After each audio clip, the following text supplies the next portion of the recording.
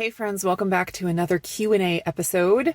I had a lot of good feedback from you guys last week that you enjoyed the Q&A format, so I'm going to try to do it either once a week or once every other week, depending on how I can make it happen. So let's just jump right in. I had a couple of questions about Levi actually, so I will answer those first. The first one was from Loretta, and she asked, I was wondering, does Levi have eczema? And if so, did taking the athletic greens help?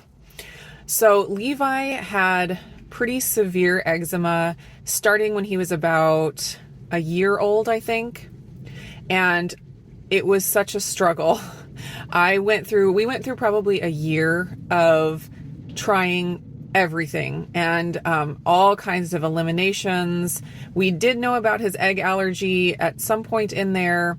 And so we cut the eggs out, of course, because he vomited when he ate those. So obviously that was a problem, but it didn't seem like the eggs were affecting the eczema. It was just a stomach thing. So cutting out the eggs helped him not vomit, but it did not take away his eczema.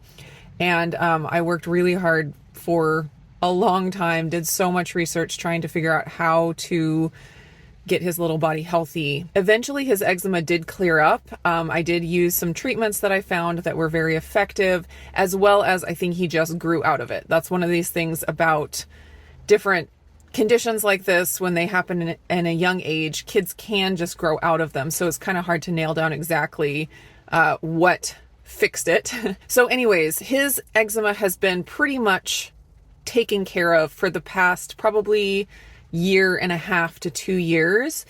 He will still get little patches of it every once in a while, especially when he's sick. Like if he's just had his immune system reacting to something, he can get a little bit more eczema, but it's been very minimal for the past year and a half. And I have not seen any changes in that since him taking the athletic greens.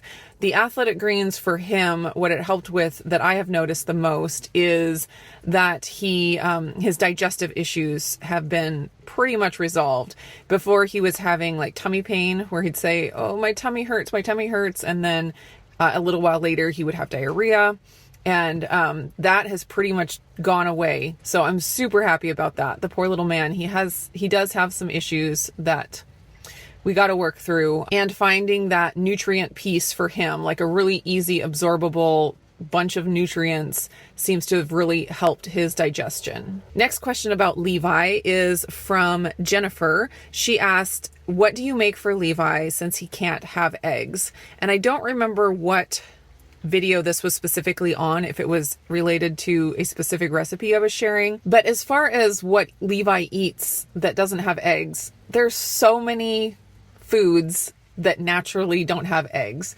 Since we don't eat a ton of things like pancakes or packaged foods, it's pretty easy. Like he eats meat, he eats vegetables, he eats fruit, he eats some whole grains. He just eats things that don't have eggs normally.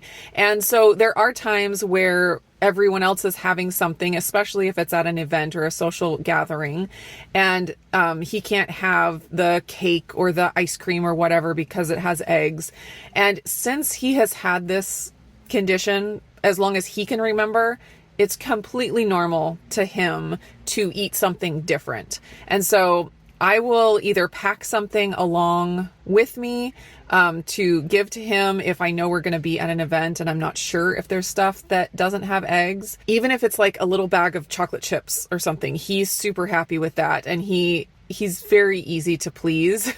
He likes a lot of foods. I don't know if you guys have noticed from his review videos, but he loves to eat and he loves food. And so he's pretty easy to please.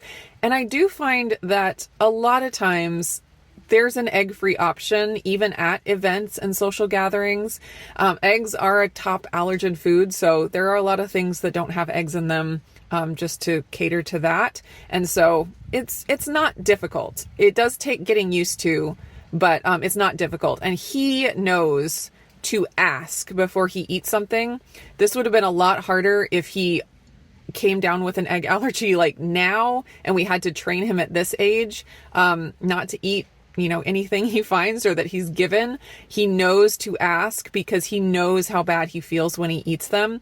So it's pretty easy on that front. He's pretty well trained to ask and to, figure out if it is okay for him to eat or not. Back when he was like 1.5 and we were just finding out about the egg allergy, it was so hard because he wanted to eat all the time, and he would we'd be at homeschool co-op and I'd have to keep him on me because he would just go and eat people's snacks and stuff and try to steal them. He doesn't know. He's just hungry. He wants his food. And so that was really difficult. I had to really keep track of him. But now he just knows. Next question is from Kate about Redmond Re-lyte. She said, "Hi Indigo, I have bought some lemon lime Re-lyte and I'm wondering if there's a way to mix it in. I get a lot of bubbles with powder in them." Yes, Redmond Re-lyte is one of the more difficult electrolyte mixes to mix into water. I have no idea why. The Perfect Keto seems to mix in really, really easily, but the Re-lyte, it does take a minute.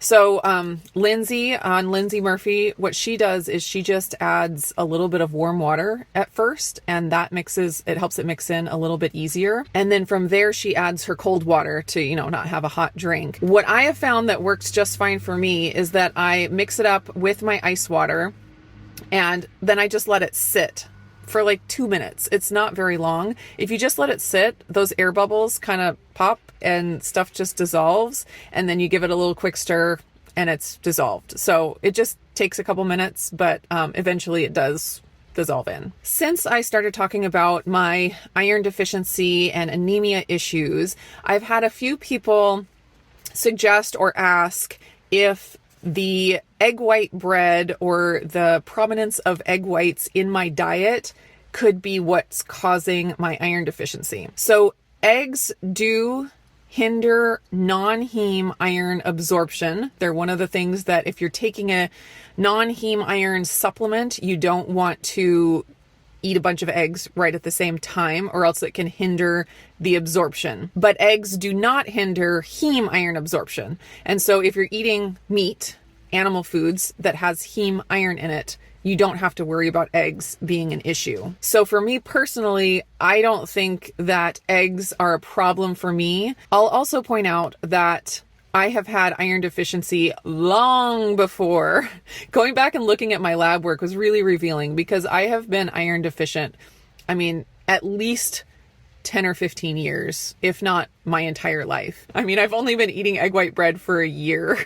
So there's, in my mind, there's no way that the egg whites and the egg white bread has any bearing on my current state of iron deficiency, especially because the majority of the iron that I consume in my food is heme iron, which is not going to be affected by the eggs. Another thing I've been asked many, many times since I started talking about my iron deficiency is if I have been tested for celiac disease. And the answer to that is yes, I was tested for the celiac genes and I was negative. So basically what that means is you have a 99.999% chance of never developing celiac disease. Everyone with celiac disease has either one or the other or both of these celiac genes. So it was really big deal to me because celiac disease does run in my family. My mom and my sister both have it. And so I thought, I definitely want to get this figured out. And it was when Renee was a baby that I got tested for that, and she's 7 now. So about 7 years ago, I got that genetic test, found out that I do not have the celiac genes, so I don't need to worry about that. I do know, however, that I am sensitive to gluten just based on how I feel when I eat it. Causes me inflammation, doesn't make me feel good. So I really haven't eaten wheat for at least 10 years. Next question is from Pauline, and she asks, I wondered, do you cook the same foods for your family or do they eat differently? So in our family, we don't do a lot of sit down all together at the dinner table meals. Just hasn't been part of our family dynamic. My husband has always had crazy schedules. So it's never been, where he comes home from work at 6 p.m. and we eat dinner together. That just has never worked out that way. So the kids will often cook their own foods, especially for breakfast and lunch, but even for dinner oftentimes. When I make a meal, like that's meant for the whole family, I'll make a whole bunch of it, and whoever wants that will eat it. If they don't want that, they can eat leftovers or they can cook something else. Occasionally, Autumn will cook a whole meal, and so anyone who wants that will eat from that when it's dinner time. And, people just kind of pick what they want from the leftovers in the fridge or from whoever has made. And of course, everyone has their own preferences and their own, needs, especially Levi. If someone makes something that has eggs in it, obviously he's not going to partake in that. He's going to get something different. And then everybody has their own little preferences. So they kind of tweak it for how they want their meal. It's very, very rare that everyone sits down and has exactly the same foods on their plate. So like if I were to make, I don't know, like a curry or something, I would make that probably keto friendly and have it, have coconut milk and veggies and chicken or whatever. And then I would make rice on the side for anyone who wants rice. Or like if Autumn came in and saw that I was making curry and she's like, ooh, that sounds good, I would like some rice with mine. So she makes a pot of rice to go with hers. And that's really, that's just how it goes. It's not a set thing. Like I write down what everyone's going to be having for dinner each night. That's not how our family dynamic has worked. And the kids all know how to cook. Except for Levi, but they know how to cook, up to their age level. And so, Charity, she'll cut up her potatoes and make air fryer French fries. They know how to cook burger patties that are frozen. Talia's favorite meal to make is rice, beans, and ground beef, where she cooks a pot of rice. She stir fries up ground beef, adds in beans and taco seasoning and stuff like that. And then they have it with the rice. That's a big favorite. They know how to grill quesadillas, stuff like that. So everyone kind of makes their own. Occasionally I will make a big meal and the kids will be required to try it before they go make something else. But usually we're pretty loosey-goosey about food, and as long as they're getting protein, that's been my main thing. They don't really struggle with getting fat in because fat comes in a lot of the foods that they eat. But I will say when they want to have lunch, I'll say, where's your protein? What protein are you having? Or if they ask for, like a bowl of granola or something, I say, did you have your protein yet? And so they'll grab, cheese or some sandwich meat or a hot dog or leftover meat that I have in the fridge. And that's just kind of the pattern for us. Next question is from Karen, and she was just asking about how I calculate my macros, especially for protein. She said that she also found out recently that her ferritin is 9 and iron is very low. So she is not doing the low protein, high fat anymore because she knows she needs the iron, which I totally support. And she's also waiting for an infusion. Hopefully you've gotten that, because this question was from, I think, about 2 weeks ago. So she's asking how to recalculate her macros for more protein. Basically, what I started with was 1 gram of protein per pound of ideal body weight or even desired body weight. So for me, that's around 140. So that's kind of my target.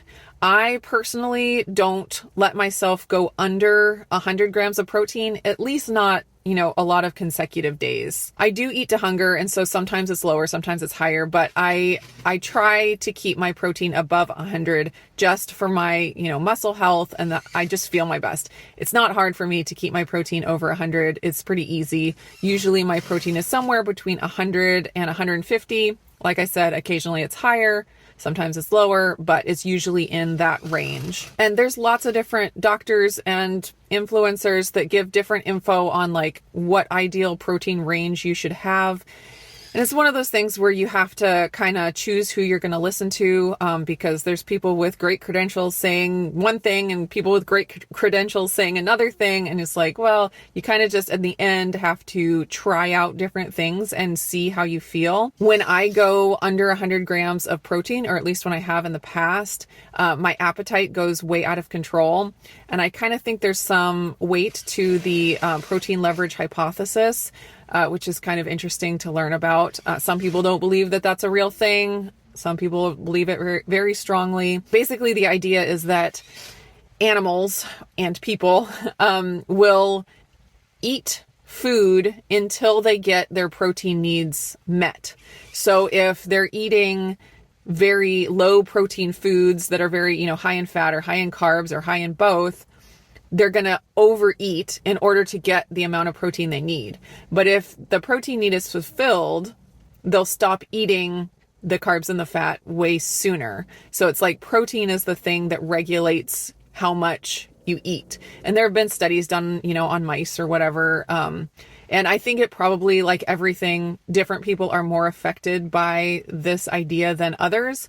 I know for me, if I eat super high fat and high carb, either one or both, and I don't eat enough protein, I will absolutely overeat. So it rings true for me, the idea of the protein leverage hypothesis. I have never been one of those that felt satiated from eating fat. I could just eat, fat bombs or whatever, fatty foods. And it's like my satiety turns off and I can just keep eating and eating and eating. But if I eat enough protein, then that's where my satiety kicks in and I feel great. So I think that starting place of 1 gram of protein per pound of ideal body weight is a good place to start, but you don't have to stay there. Of course, you try it out, see how you feel, go down, go up, or do like I do and eat to hunger, and it kind of works itself out up or down depending on the day. Thanks for hanging out in the car with me on this Q&A episode. If you have any more questions that you want me to answer in a video like this, leave them down in the comments below. Hope you guys are all doing great, and I will see you again in the next video.